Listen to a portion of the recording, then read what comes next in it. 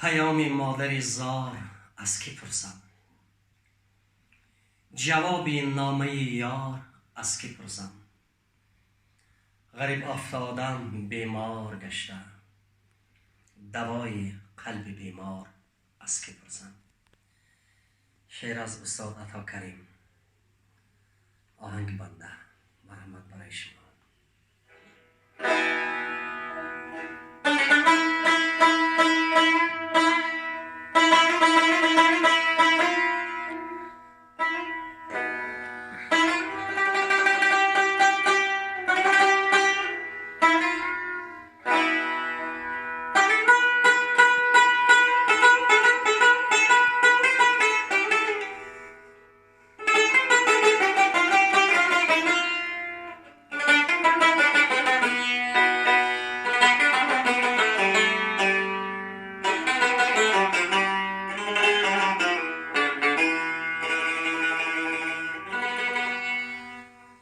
در جهان آدم نبیند، در جهان آدم نبیند، درد و داغی به کسی.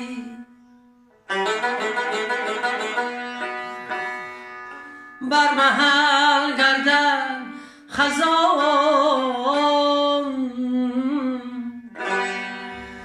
گلزاری باغی بی کسی.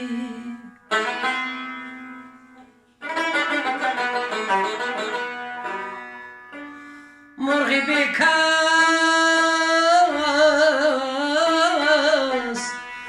ناله ها دارد حزین و ناتمام،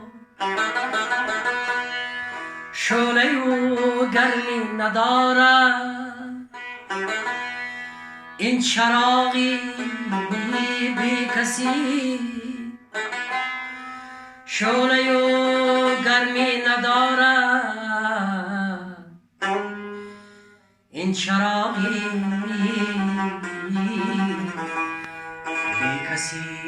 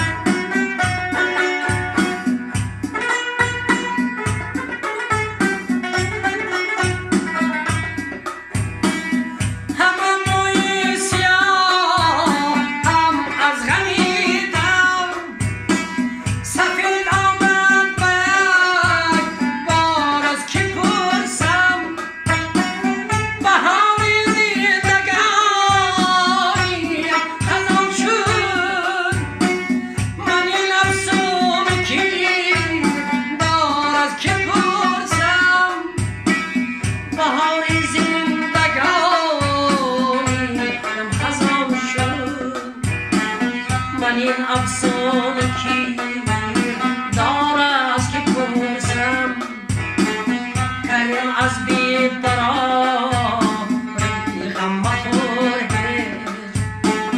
کریم از بید درا